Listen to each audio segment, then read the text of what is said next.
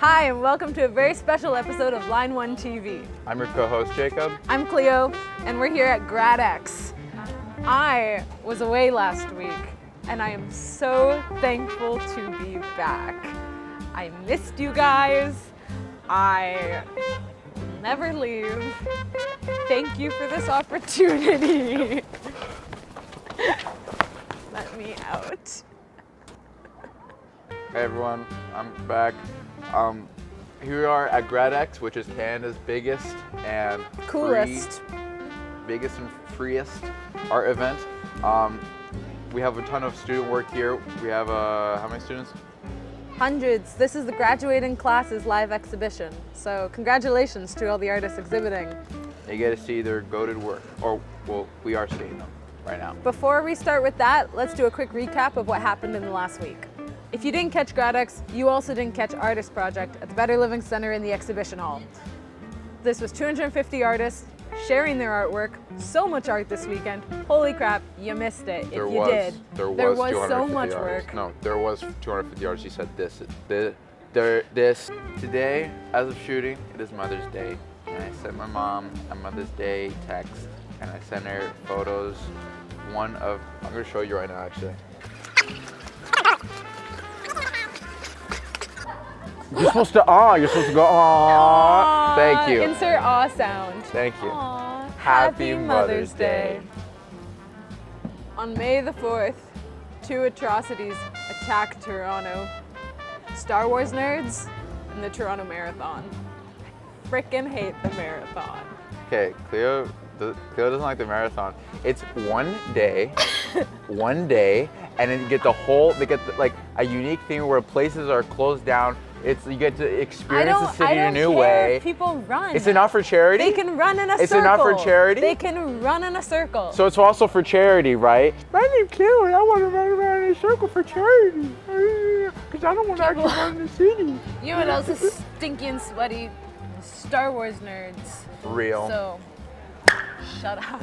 Oh my God. Okay. On that note, my ankle monitor has the range of OCAD, and it's cold out here. So let's go inside on a approved break and check out Grad X. Hi everyone, I'm Francesca. Hi, it's Francesca. Hey, Francesca again. Hi, it's Francesca. We're here at Grad X today with Daria and Charlotte. Olivia Wileyman. Elmer. Bauman Enriquez. Atia Malik. Hi. Hi Olivia, how are you doing? I'm good. How are you? I'm pretty good. Good. Yeah, enjoying the day. Enjoying the day? Yes, it's very pretty out. Yeah, very pretty spring. Very springy. So my film, it's called Freshwater. It's a short stop motion film. And it's about reconnecting with your childhood self. It stemmed from my own childhood memories. A very strange experience where I used to kind of stare in the mirror and have this like weird out-of-body experience. But it sparked an idea about just reconnecting with the parts of yourself that you might have lost in your youth. So yeah. It was really interesting because you had a mix of both stop motion animation in the film and a watercolor animation. Is that right? Yeah. So my major is illustration and my minor's animation. And so when I chose to do cross thesis, I really wanted to make sure that I could still add illustration into the film because I love stop motion. I knew I was going to do stop motion from the start. But yeah, I love watercolor too. And I was like, okay, how do I incorporate this? And so I chose to do some watercolor frames. There's like a section in the middle where the little girl's kind of tripping out. And there's some watercolor there, so yeah. And so stop motion is something that I find it very accessible compared to 2D animation, especially when you're younger. Because when you're younger, your drawing skills aren't always fabulous, but when you're doing stop motion, you can literally take any object in your house and just move it and you have an animation. And so I think that's kind of why I was drawn to it when I was younger. Actually in third year, they opened up a new course. It was like a puppet making course with Rick Mead, and it was like such an amazing course. I got to make my own puppet. I made a short film called Fleur, and it was like a felted little fairy.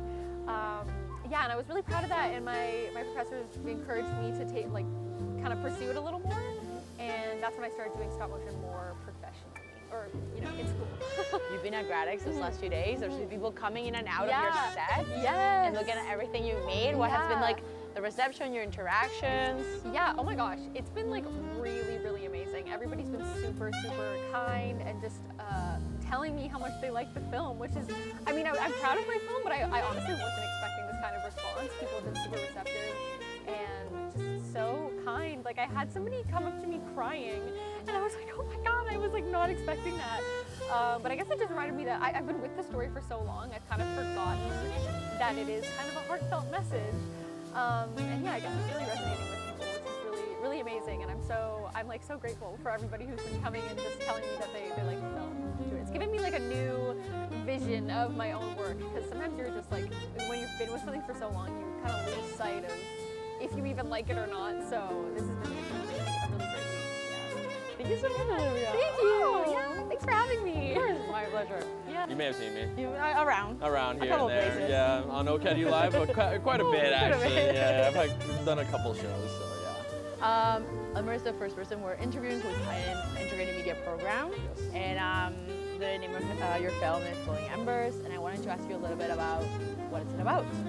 Yeah, I mean, Glowing Embers is a non-narrative, non-linear film where it explores the connection between humans and fire.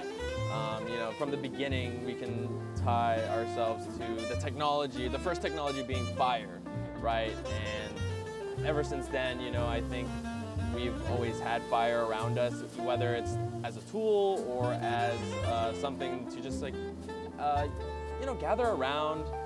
To me, film is so community-based. From the beginning, I always thought of myself as like a one-man band. I could do editing, I could do cinematography, I could direct, I could act if I really wanted to.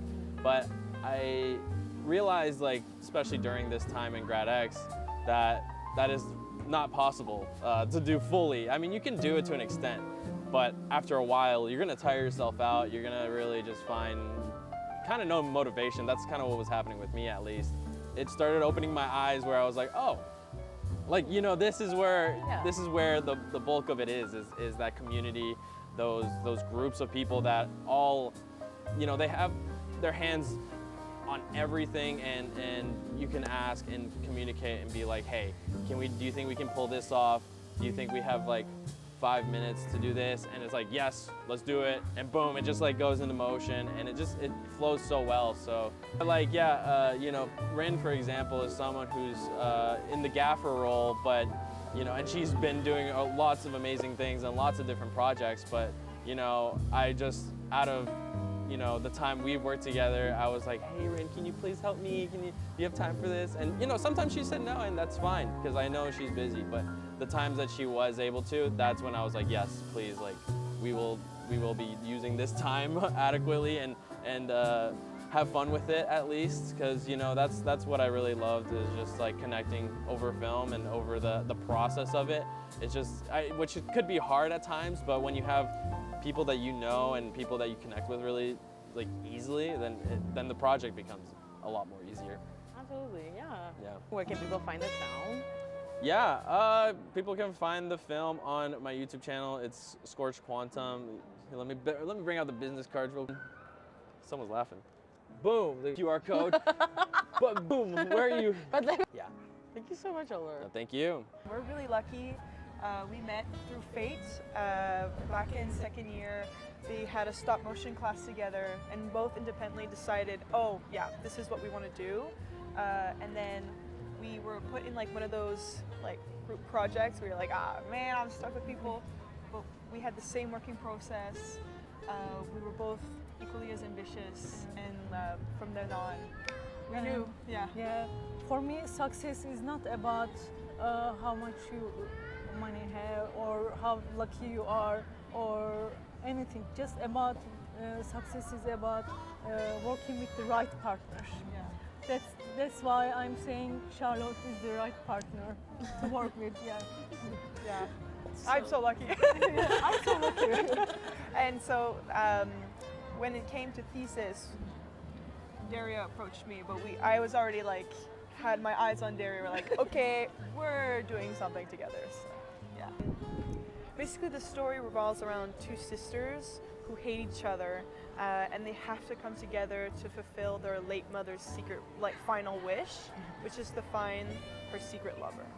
And so it's a narrative piece and a lot of dialogue. And so that's where for me was more, I'll say struggle. Lip sync in stop motion takes a lot of time because you have to have everything pre-recorded.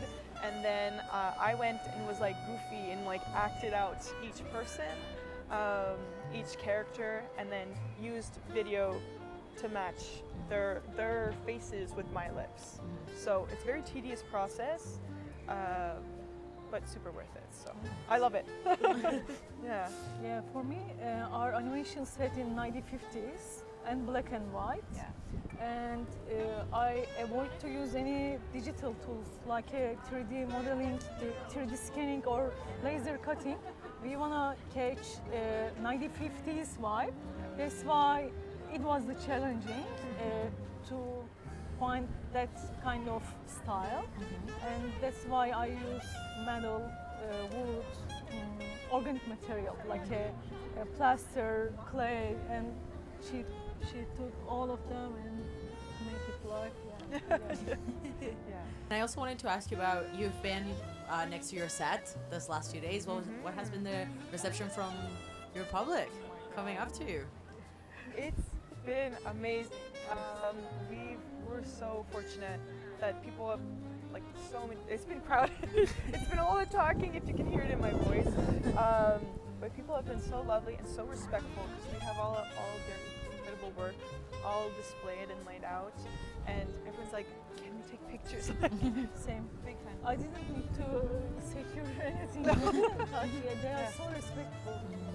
Yeah, yeah, and we have our film up there too. It's also on the second floor, but we thought like people would watch a little bit. People are like glued to the screen, which is so it's like Maker's so wonderful to see. So yeah, And everyone's so excited to see behind the scenes. yes, yeah, which you don't often see in stop motion since it's so practical. You just usually see the end product. So we're lucky we have enough space to showcase that. So fun. Thank you so much. Yeah. So nice to have you. Thank you so much. We're amazing. You are. Oh, Yeah. you are amazing. Thank you for this opportunity. Yeah, thank you so much. No, thank you. Welcome. Thank you. So glad you're here. You had told me about the film you did, Spawn, a few weeks ago when you were telling me about the process about it. I was like, okay, yeah, I'll check it out. And then I saw it the other day and I was like, can I say fuck? Yeah, why not?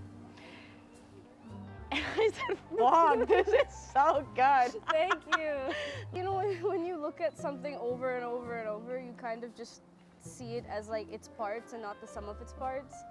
So all I could see was just like the bits of things I put together in Premiere Pro and not like but a lot of people have been saying they liked it and it really means the world to me, so it's made me really happy. Do you want to tell us a little Put this on like the same spot you probably. We have to be douchey Okay. TikTokers for this one. No, it's so funny. I was kind of hoping there would be a mic I can hold. Oh.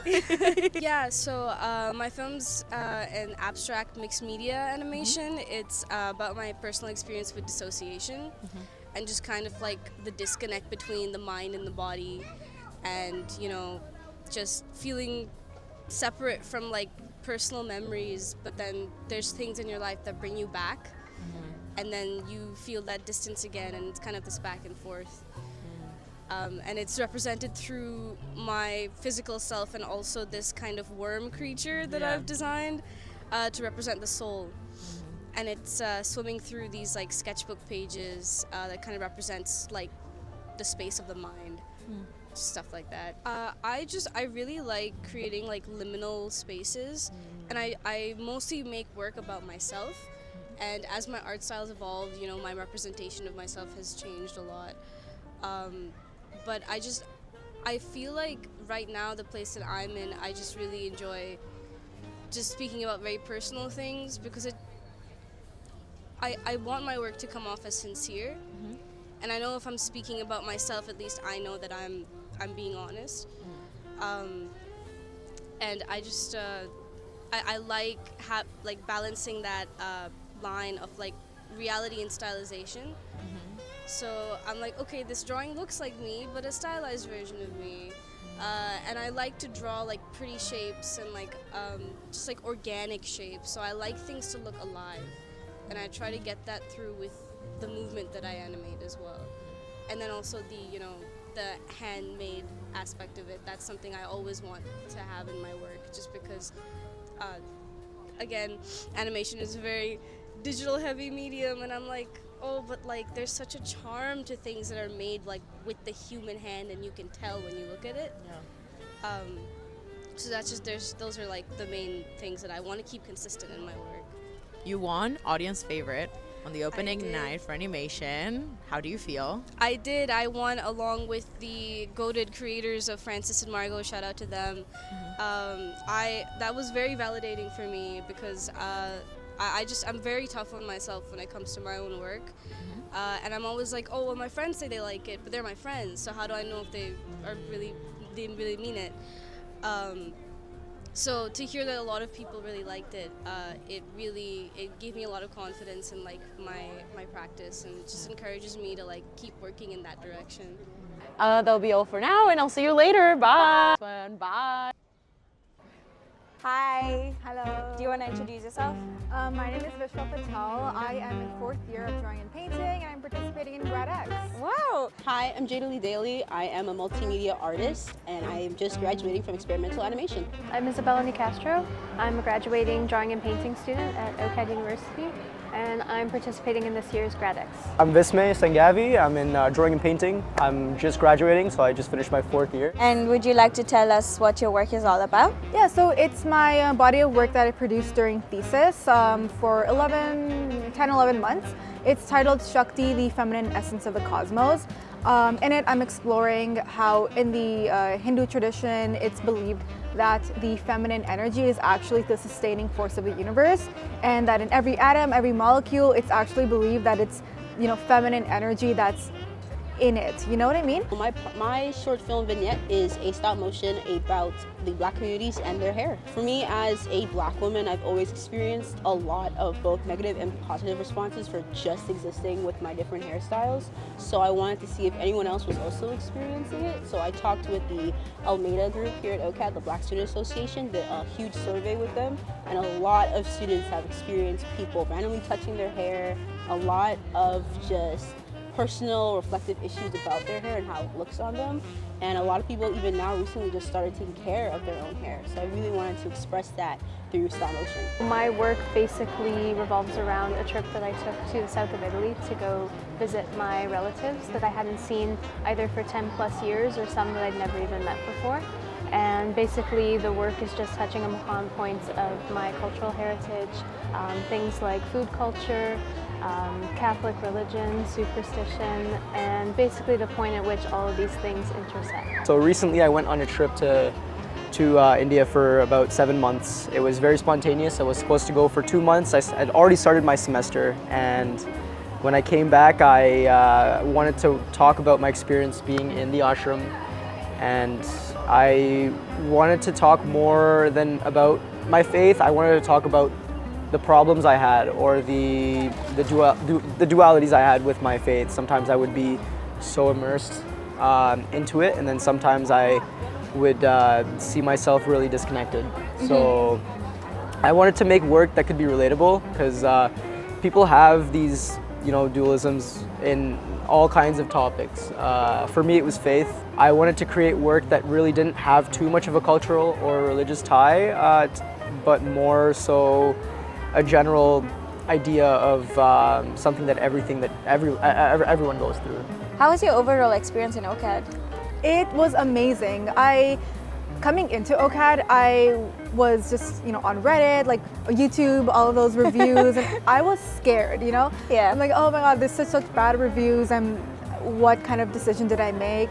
But after coming here, I really realized the experience is whatever you make of it. So, if you do things outside of just class, stay here the whole day, go out for lunch with people, join clubs, socialize.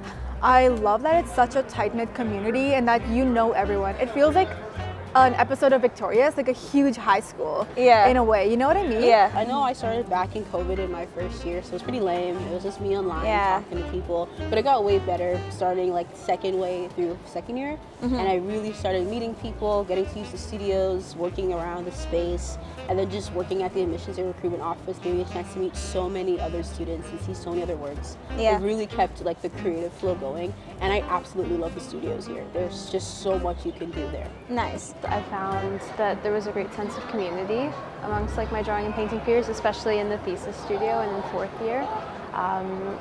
My first couple of years at OCAD was coming off the tail end of the pandemic, so it was a little bit slow moving at first, but then slowly once everyone started getting to know each other, the studio spaces became super vibrant and everyone became like super friendly, and it was honestly such a good time. OCAD has been, I think, a big catalyst in my artistic career. I don't think I would have gotten to this level, or I mean, I don't know what level I'm on, but I mean, to this point, I don't think I would have gotten here without the artists that I've been surrounded by, the professors that I've, you know, talked to over the years, and even the courses to some extent that I've taken have really pushed my work in a very different way. I saw your work yesterday and on the opening night, and I've seen you've used a lot of mixed media. Do you want to explain why you chose that route to do like embroidery? And then I believe in the middle of the semester you were also making carpets. So what's happening? So you know this, I'm actually a traditional oil painter. I do realistic oil painting. But because this subject is so near and dear to my heart, and because I was backpacking through India and through Gujarat, and I was learning about these craft traditions, I really wanted to unpack the divide between what art is and what craft is. Because, I mean, you know this, like in the East and in India, craft and art is the same thing, right? But over here in the West, it's separated a lot. So I really wanted to bring all of it together. So I'm doing a traditional miniature painting, which is found in India. That's done with gouache. I'm also doing large-scale tapestries and embroidering, beading, sequins on them. And it's not showcased during Grad X, but I also made a rug, which took way too long, about 100 hours. I will not do it again. But that was done with punch needle. This is when you start appreciating art, you know, like when we go to the store, we're like, why is this 50 bucks? It should be like 10, but then when you actually do it yourself, you realize how expensive and like how time consuming it is to do. That's also another topic that I'm exploring through my thesis. I was really interested in the labor that goes on in these creative practices, because again, as non-artists or non-creatives, people look at it and say, oh, this is just art. Like, why is it so expensive, right? So that's why if you check out my paintings, you'll see that in the tapestries, the back of it is also visible, where you see all of the remaining thread, which is obviously very labor intensive, right? In the painting, the side of it, which is all the swatches I did of the paint before actually painting it, that's visible as well. So people look at it and say that, oh, this actually took a while to make. Yeah. I think this happens a lot in India, especially because even when we go to shop for like outfits and costumes, and we're always bargaining so much with the artists, right? And this just makes you feel like, okay, maybe I should stop doing that. Like rethinking that whole practice. Like rethinking the whole thing. And obviously, I know they've been doing it for years, but then again, how much labor goes into it. And India is very, very rich in art, especially with clothing, fashion. So everything that's done handmade just does take a long time. For sure, exactly. What is one thing you regret not doing while you were at OCAD? OCADU Live.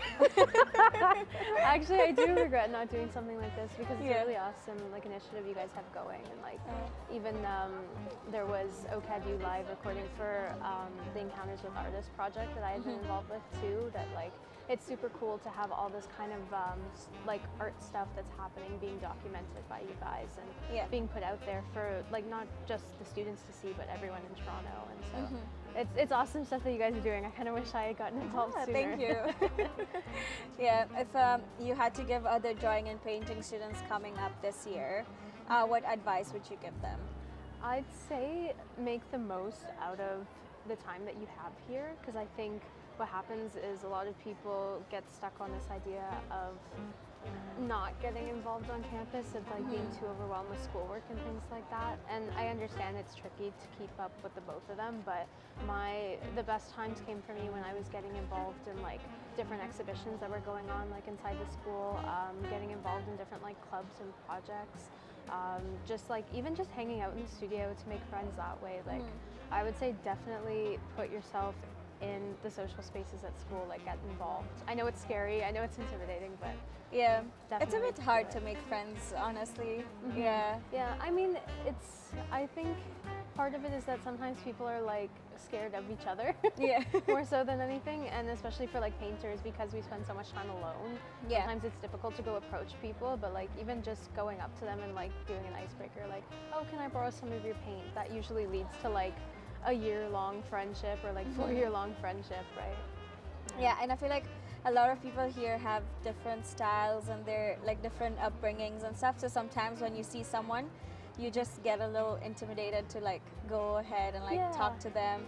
And they're actually the sweetest person, but you just feel like you can't do it. It's just that first initial step. Yeah. And the other thing that's nice too about OCAD is like because it's so diverse, you can also find your community of people amongst all the people here. Yeah. Right?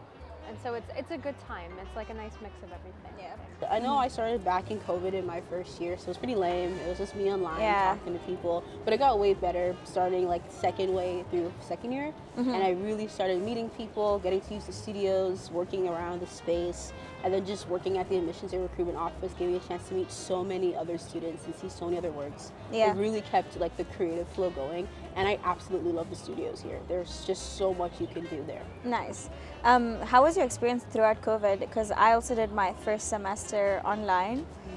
How was your experience? For me, it was just pretty lame because it was just me in my room. Yeah. I was so ready to like be on campus, walking around, have my little clique, you know, making art together, but I was there just like writing essays by myself, and it's like I might as well just be in high school. Yeah. I remember it was so hard to find friends. I would like go to you know the section where it says people, and then I would try find them on Instagram and try text them and be like, hey, what is that project about? Because I was in Kenya and I had like a great time difference as well. So for sure. Yeah, I was studying at night and like sleeping half the class.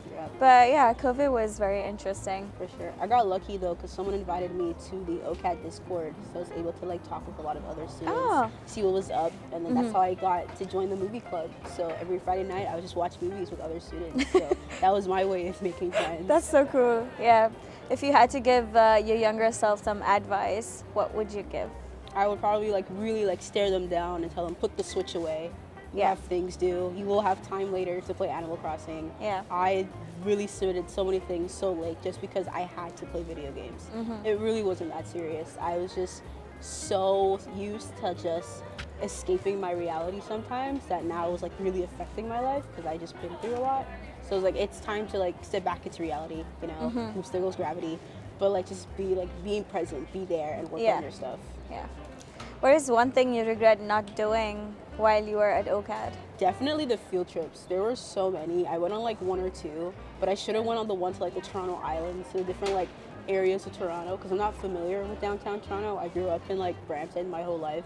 So there's like so many opportunities to really explore and make like a lot of friends, but I didn't because I was so shy. So now I just try to do like everything I can. Why did you switch from oil to charcoal? Like what was the thing that made you switch or push you to change your direction? Honestly, I've been telling people that the process of my work is very intuition based. So even the switch, I just felt that I had to explore this medium, and it was a really weird switch because I've never worked with charcoal before. This is my first year working with charcoal, and I just felt like the monochrome, the black and white, spoke about my work the best. It was the best way I could show people and the best way I could simplify my ideas so that people could understand, because that's the main goal, right? Yeah. So I remember your work, I think it was first year or second year when you displayed it for HSC and the other print shop building, right? It was very bright and colorful, and then now all of a sudden you switched to completely black and white. How do you feel about that whole change? Do you miss it, or? I do miss it. I think about, you know, working with color again. It was a different phase in my life, maybe I'll experiment with another colorful medium again. But I am really just immersed by what I'm making right now. And yeah, it does feel a bit weird because I'm looking at it from a third-person view, and I just see myself completely changed. I mean, physically I haven't really changed. I'm still the same short king that I used to be, but yeah, I don't know. I think that maybe it'll come back, but I'm just going with the flow. Perfect. Do you want to tell the audience where they can find you on Instagram? Do you have a website? Sure. Yeah. Yeah, so you can find me on Instagram. My @ is VISMAYSANGHAVI. It's my first and last name. I also have a website. It's my first and last name and .format.com. So Yeah, so you can find my work on Instagram at Vishwa Fine Art. My website is vishwafineart.format.com. My website is jadaily.format, and you can check me out on all my stuff there. I'm also on Instagram at @JadeLeibitz. So I have a website, which would be my first name Isabella, last name nicastro.format.com. I also have an Instagram. It would be inicastro.arts. And yeah, you can find me on there. All right, say bye. Bye. see you guys. Bye everyone. Bye. What's up, y'all? It's your boy Chris here at Grad X for OCADU 2025, and we are here with Thomas Segsworth. Maximus Andrew. Hi, my name is Mina. Maya. Yo, so you're a fourth year creative writing student, is that correct? Yeah. Been here for a long time. Tell us a bit about your experience here at OCAD so far. So it's a really interesting school. You get a lot out of it. There's always something new happening and always something exciting and fun. There's a whole bunch of like really interesting people that have so many different creative ideas, and it's such a great place to be when you have like ideas and these other people just bring more. It adds to like everything, your creativity. It really brings you up, and everybody's so supportive at OCAD too. I think the most important part is that revision comes above everything else. Being willing to hear everyone's feedback. You don't have to take in everyone's feedback, right? But just hearing it, having it in your mind, be willing to work and change and experiment. I'd say that's number one. You know, I think the saying is kill your darlings, because not everything. Thomas just said that. Yeah, literally. it requires, like, writing a story that you want to write requires so much restraint. You have no idea. I would say just like keep an open mind with anything you're doing. At the very beginning of my start here at OCAD, I never saw myself getting into poetry or being that type of person who actually enjoys poetry until now. I really love it. So my theme was sacrifice made by women for love in Indian history. So I feel like if you don't pick the best moments out of the stories or like the darkest moments out of the stories, it wouldn't still like reflect the same way. Since I have done Bharatanatyam dances, I have also danced and recreated all these scenes in in my previous dance life. Oh, okay. So these are like moments like where I would love to act it out, like especially the Sita one. Like there's a video on YouTube where like I am playing the role of Sita, and I am like crying and I'm like praying for like my husband to come and save me. Like I played that role in the scene, so it's like it has a very deep connection to me, and it was one of my favorite I've ever done. The story, as I've told you before, is about this high school girl who goes into this dream world whenever she sleeps. Based off a simple pitch of like, what if, it was kind of like the dangers of escapism. Yeah. And what if these worlds that we come up with to shield ourselves from this stupid place is the stupid ball floating through emptiness. What if those worlds that we create could be an addiction? What if going to these places as an escape is the same as taking a drug? I put together a short film titled Home Invasion. It follows two troubled brothers who break into a home only to discover that it belongs to their estranged mother's new family. Part of the idea around it is creating a film set at night, set in the dark, that isn't strictly a horror film. With a lot of campy elements, psychological elements, whatever elements, you know? And the idea came out about this story called Skinner, which is about a young girl who finds herself in like a physical confrontation in a dark alleyway, and then she's like later approached by somebody who's asking her to fight in his arena and like offering her money for it, and doesn't tell her until she gets to the arena that it's actually for not just for money, but she's also fighting for her life. So it's kind of like a bit of a gory story.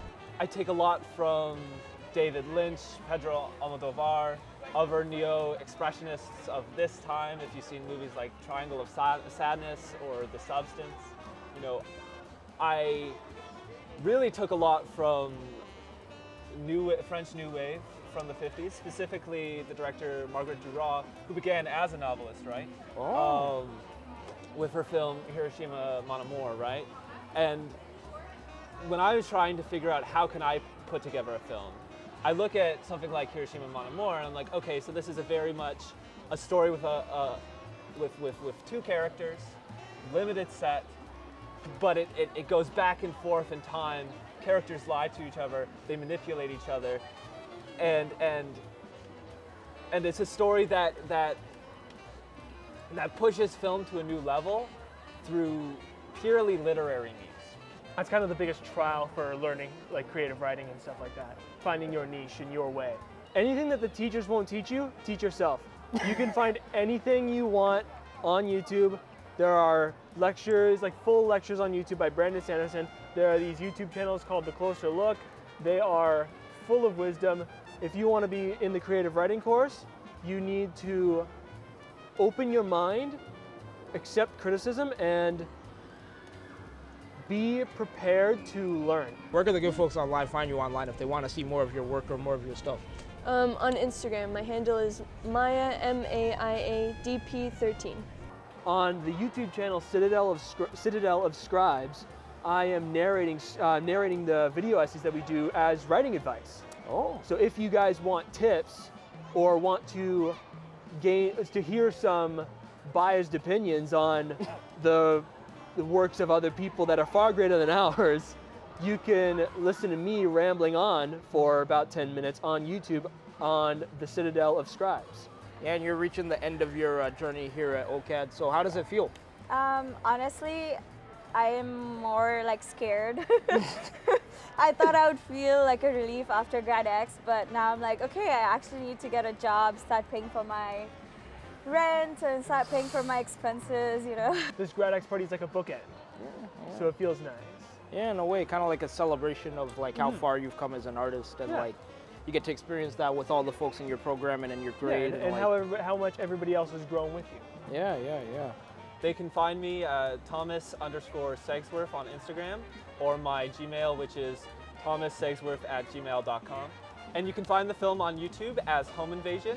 It's uploaded on my personal account, Thomas Segsworth. Mina.Vekaria on Instagram and Mina Vekaria on YouTube. You'll find some dance videos there.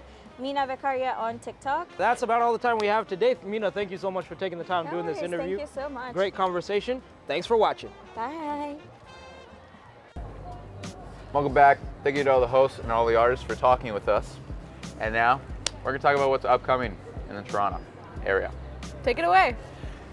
So on May 17th, we have the Asian Night Market. So this is where you can get Chinese, Filipinos, Koreans, Vietnamese, Mongolians, Thai, Japanese, Cambodians, and Wasians are up for sale. The Chapman's Ice Cream Festival is going to be happening also on May 17th at the grounds of Casa Loma with lots of luxury ice cream flavors and ice cream stuff, Chapman's branding, all kinds of stuff. So if you like ice cream, yeah, take your lactose pills. What's your favorite ice cream flavor? I needed like a recap on all the ice cream. Ye old. The Niagara Renaissance Fair is also May 17th and the 18th. I go every year. I dress up like an elf princess. Don't look at me. I look back, I just look like an elf princess. It's a great time. So if you like middle-aged fashion and fantasy, If you go like check it middle-aged out. men, The fair will include archery, it includes fighting, combat, elf ears and potion bottles, and food trucks and gravel pits, and yeah, there's horses and live shows. It's fun. And if you don't get to that, go see Medieval Times for dinner and a show.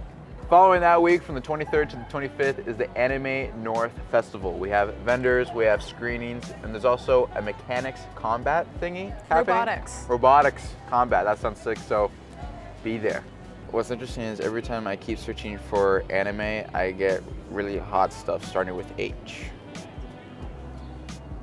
Oh, Hatsune Miku. Aw. You guys thought I showed her. Also, be sure to get your tickets to the upcoming Oddities Fair, which is in a month, so June 14th and the 15th. Oddities, if you want to own a human skull, or if you're really into taxidermy like I am, I will be on display there. So check out the Oddities Fair. Say you'll be on display? I'm getting taxidermied. For my birthday. From the 24th to the 25th, we have doors open TO. Over 150 doors that were previously locked in Toronto will be open around the city. That includes the Bay Station, the one that you can go to right now. No, the abandoned Bay Station will be open for you to check out. Yeah. Go check it out, it's cool. Running Yeah. 24th, 25th. Lots of historical events, classic spots, and events happening, festivals that you'll be able to check out that weekend. So make sure to check out Doors Open TO. I think that's it for us today. So thank you guys so much for watching this very special episode of Lime on TV, where we're here at the ground of OCADU's Grad X. This is the end of the episode, so remember, If you see something, say something. Thank you guys. thank you guys.